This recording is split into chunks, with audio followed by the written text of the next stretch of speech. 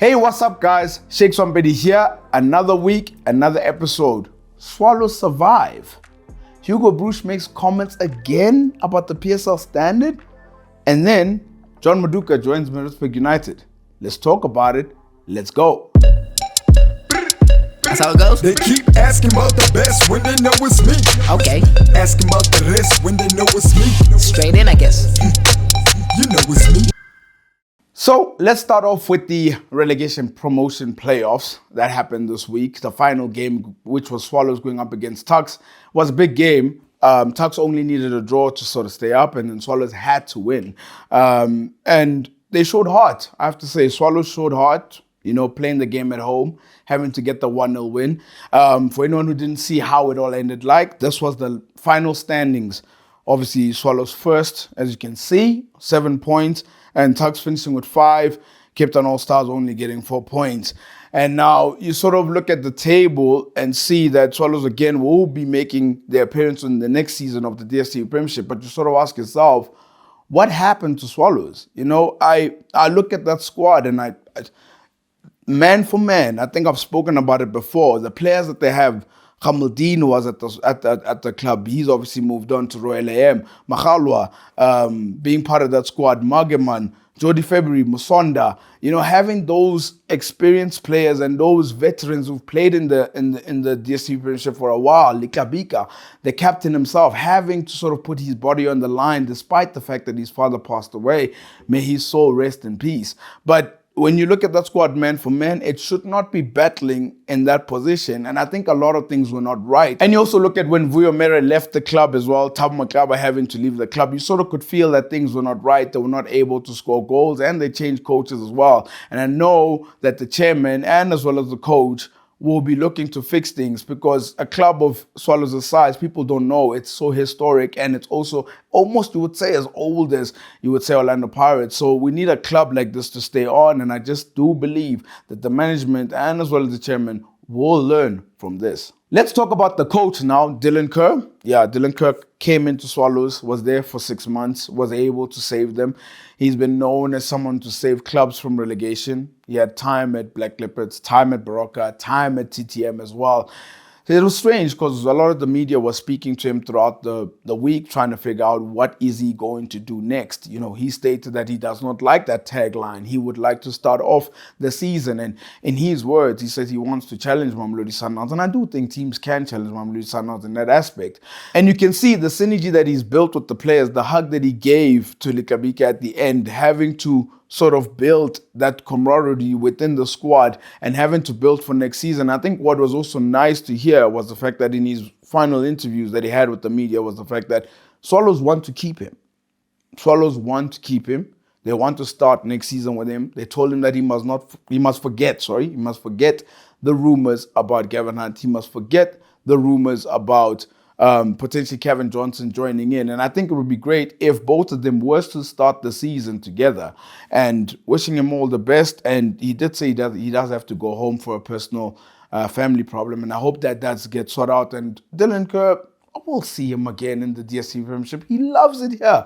So I think he will be able to start the season with Swallows. We've done the club. We've done the coach. Now for the players. Now there have been 3 players that have been rumored that they'll be joining Kaizer Chiefs from Swallows. And you sort of look at the personalities and the characters that they are. I think starting off with Dylan Solomons. He's one of the players that has been linked with Kaizer Chiefs. Apparently talks is on the way. And I think if Kaizer Chiefs can lock in a player like this, I think the way that he's just able to work hard, and one thing I love about him is that Dylan Kerr mentioned that he asked him to play at right back, and he did it ever so beautifully. And he seems like someone who doesn't complain. You can put him anywhere on the pitch and he'll be able to play. And I think he'll be able to give Kaizer Chiefs those legs. The next player is Matlou. Matlou is a talented midfielder. First time I saw him was this season. I think I tweeted about him at the start of the season, just speaking about the fact that he's able to play so many roles within midfield. If you want him to sit, play the anchor, he can do that. If you want him to be a deep-lying playmaker, he can also do that. If you want him to be box-to-box, he can also do that. And I think what he will also add to Kaizer Chiefs is that he gives them depth. He gives them depth with Nange having to be there as well. So they could be able to form a formidable partnership within the midfield. So the last player, Mahlatsi. talented footballer. You saw him when he was playing for Swallows, one of the key players. The only thing about Mahlatsi, every time I look at him, I always think of one player, and that is Maduka. Brilliant going up front. I think he's able to go up front. I think he can create magic. I think his versatility as well, being able to play on the wings. He can play behind the striker. He has that. He's able to also run with the ball. But there's one thing Ozil doesn't do, and that is track back. And he's not supposed to. He's not supposed to track back because of his genius, his creativity that he does have. So if Chiefs were to get a player like this, I would suggest to Atazwane and co that they put him in a system where he's able to thrive going forward. The best we saw of Mr. Ozil was when Xabi Alonso and Sami Khedira was standing right behind him. So if he does go there, I could see the positives that he'll add to Kaizer Chiefs, but they have to put it in the right system. And if Chiefs can get these three players, huge loss to Swallows, but a huge gain for Amakhosi. Hugo Broos, yes, the Bafana head coach, made the headlines again. He had a press conference. And he said some things. He said some things that made headlines, that was being tweeted about. He spoke about the standard of the PSL not being high enough to sort of compete with the likes of France and the Moroccos, the teams we've basically lost to in recent times. And also he mentioned the fact that the youth teams of South Africa haven't played in a while. The under-23s haven't played football in a year.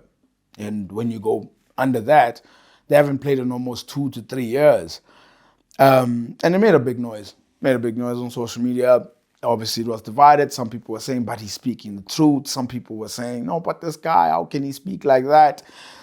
He must go. You know, some people don't have sort of the confidence within him as well. I think Steve Compella also made references in terms of maybe how his tone was perhaps disrespectful. And so I sat there as someone who loves the game, as someone who's a fan of local football and wanting it to excel. It wasn't necessarily what he said or the headlines within the quotes that he said. For me, it was more the long game, you know, the long game in terms of what will it look like in years to come. And I look at this situation like, let's say a couple goes for couples therapy. You go to couples therapy, you try to sort things out, you hash things out and everything. Eventually, at some point, the therapist is going to leave. And when the therapist goes, you and your partner have to sort things out. So basically what I'm trying to say is, Hugo Broos one day is going to go. And we're going to be left with the football. And we have to make sure that we get it back to where it once was. If the objective is to get school sport back to where it once was, then let's make sure that's the aim, not the headline quotes, not all of that. Let's make sure this is the objective. If we want our Bafana youth teams to be playing, let's make sure that's the objective. Our women's team to get better, that's the objective, not necessarily the headlines and how to sort of get as many likes and retweets of what he says. And one thing that I did like was he apologized. He apologized. He apologized for his comments because, in all truth and honesty, he could have a little bit better emotional intelligence. You don't just shoot off the hip, and you can tell that he doesn't know how things work within South Africa. But one thing I want to leave you guys with is, he said when he worked in Cameroon versus working here, the reason why he said those things is because he feels things can be 10 times better here because of the resources that are here. And we speak about those things. We speak about them. We know the potential that it can be. So my plea is that, forget what Hugo Broos said. We have to eventually come together and get South Africa back to where it once was. There has been another change within the coaching department of local football. John Maduka has left Royal AM and he's gone to go join Maritzburg United. I don't know how to explain it, you know. It caught me off guard because you look at how well he did with Royal AM within its first season, you know, having to get that team to finish so high, having that team to sort of play together, move the ball around, and everything looked all right. You know, the chairman was was attending all the games, were dancing, late winners, and for some reason, out of the blue, he decides to go to Maritzburg United. And he was asked the question, and I'm happy that he was asked the question because I wanted to hear what was the reasoning why you left Royal AM. Let me read it out for you. The decision had nothing to do with football. It was a personal one, which I had discussed with my family, and it was well thought out. I had to think about myself and what is best for me. So what he felt was best for him was to move to KZN. And I wish him all the best because now obviously Royal M have to go look for a coach, and apparently Gavin Hunt has been linked with that opportunity. It would be great to see Gavin Hunt back, but what John Maduka brings to Maritzburg United is the fact that he can get there and make a team perform. You've seen what he's done with Bloemfontein Celtics. You saw what he did with Royal AM in a short space amount of time. He didn't have a lot of time to sort of put Royal AM together. And I think he'll be able to do that at Maritzburg United. And the fact that also Maritzburg United always happen to release these gems. They find these young players from somewhere and they manage to make a team. And just the way that Golden Arrows does, it seems like it's a KZN DNA that they have there. The only thing I would say for Maritzburg United is when you get a coach of this caliber, because I'm fully sure that he can coach, you have to be able to help him out. And by helping him out, don't let go of your best players. Don't let go of your best players. Last week's show, I read out the names that have left in 2 years. That was a space of 2 years. And those were so many players that had left. So keep some of the players, let them progress. And I think John Maduka for you guys is a good signing. And I think for him too, a challenge. But if done right, it can really boost his CV. Not only did John Maduka cross ways from Royal AM to Maritzburg United, but Maruma Gallants. The team in Limpopo have announced a new coach that will replace Dan Malisela.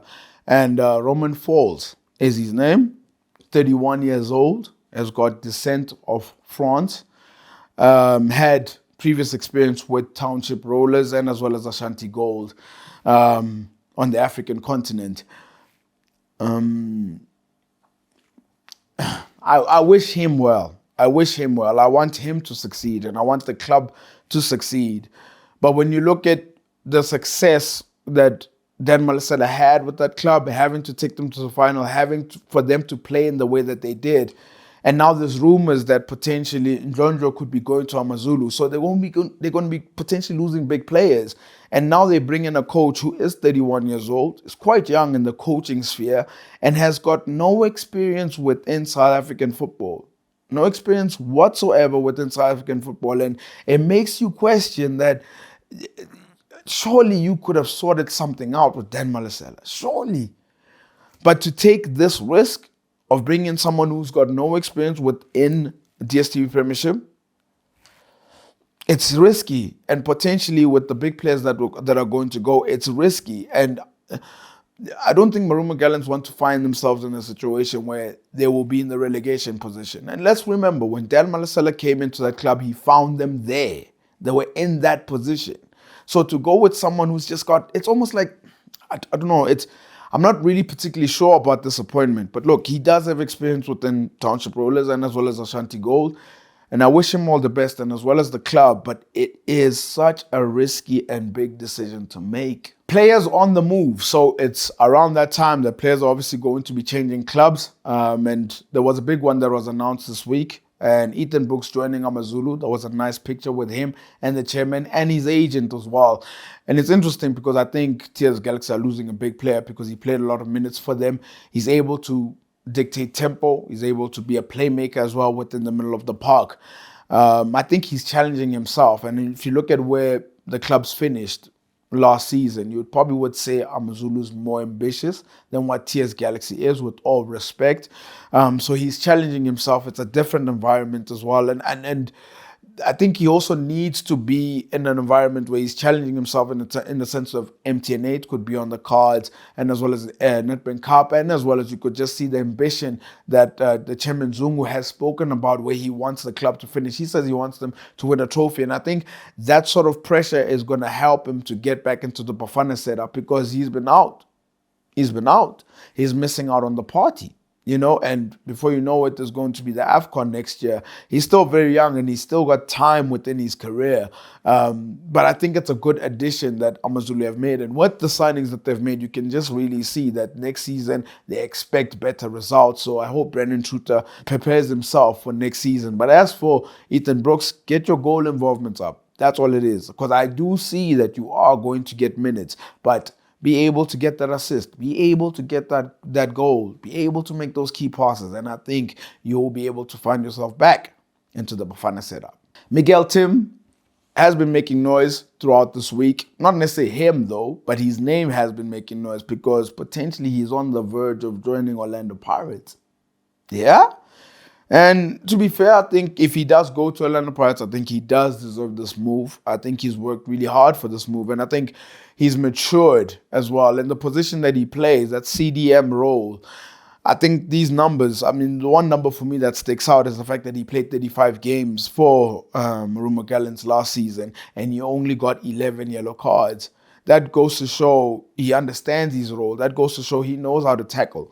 But I want to challenge you guys that are watching. So next season, if let's say Miguel Timm joins Orlando Pirates, these are going to be his competitors within that position.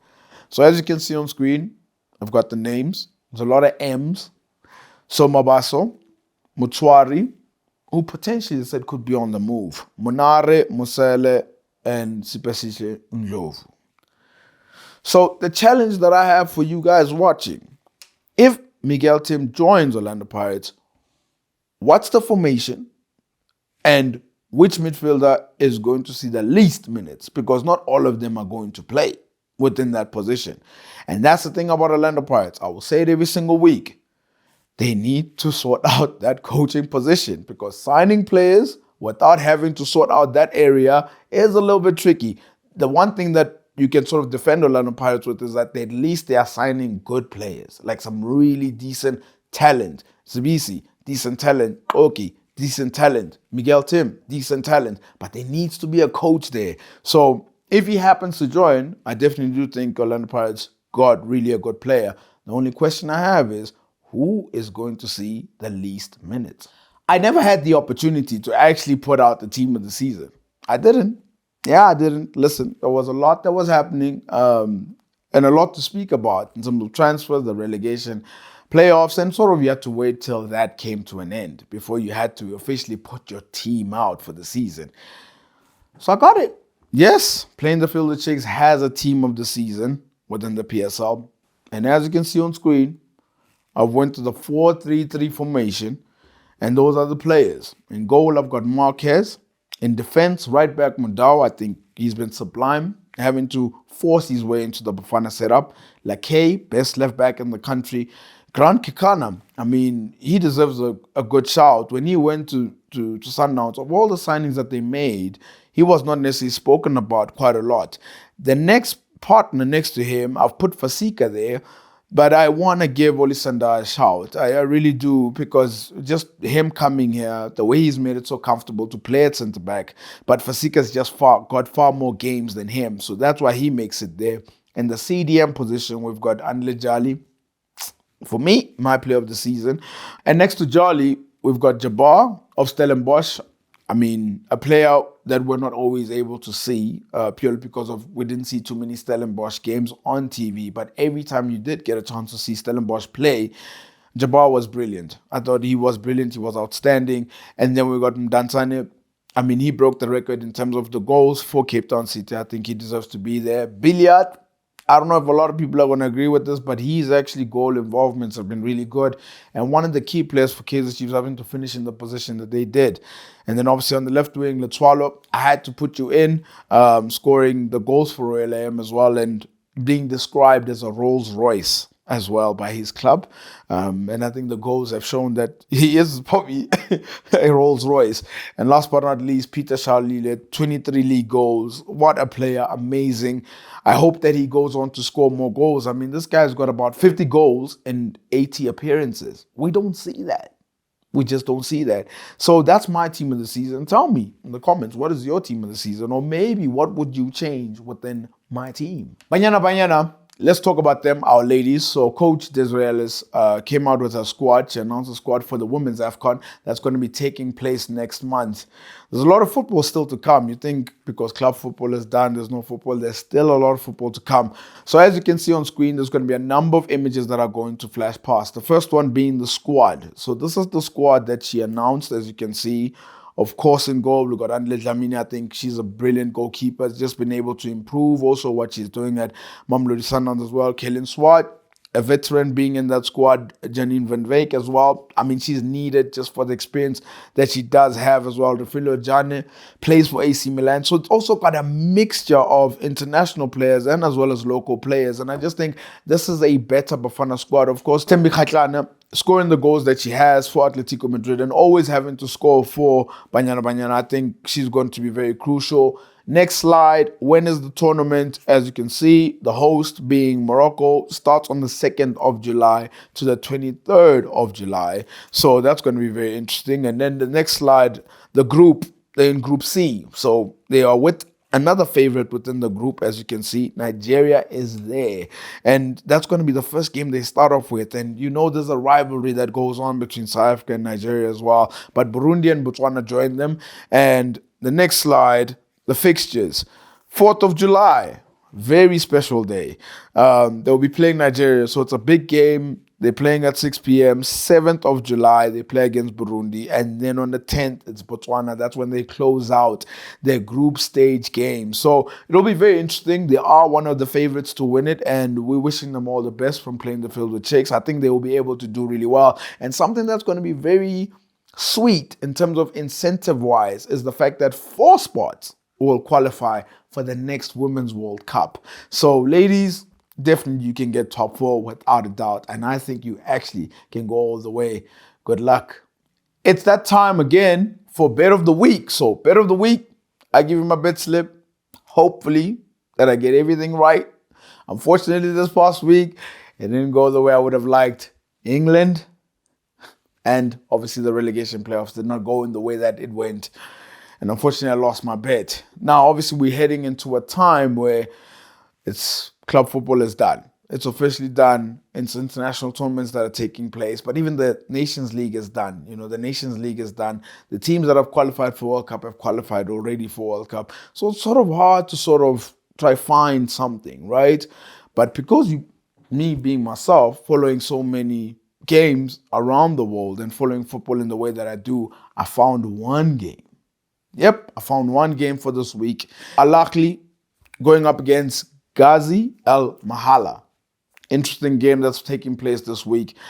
I actually can see goals taking place within this game. I mean, obviously, Peter Son is parted ways. And as you saw over the weekend, Al-Ahly were not able to put Zamalek away. But Zamalek is a very good side. So with this team that find themselves in middle place of the log, I think Al-Ahly will be able to score the goals. And I've gone with over 2.5. And those odds are very nice, even just for one game. 1.92. That's the current odds that it is at this point. So that means I make almost double my money back. So that's what I'm looking to do for this week. Only one game. I think this is the period where when there's not so many games that are very interesting to watch, also maybe take time, take a break, take yourself out. It's something that could be needed as well. But if you are going to place a bet, always remember to place your bets at betway.co.za. We have come to the end of the show. Time flies, always goes. Covered all these stories, but every time before I go, I have to leave you with something. And I'm leaving you with something very positive. The CAF Awards, they're back. Yes, they're back in full swing. The last award ceremony was in 2019. They're back this time around, 21st of July, 2022, hosted in Morocco. Really looking forward to it because I just think there's been a lot of African players that have stood out. Hakimi, Sadio Mane, Mo Salah, Riyad Mahrez winning the league. There's just been so many players who've just stood out this season, and I wonder who's going to get that player of the season. If it was up to me, probably Sadio Mane. I mean, sending your country to the World Cup, winning the AFCON too, winning 2 trophies with Liverpool, not too bad. It's unfortunate that he's leaving Liverpool. Well, don't forget to like and subscribe, and also hit the notification bell button so that you're notified for future episodes. See you next week.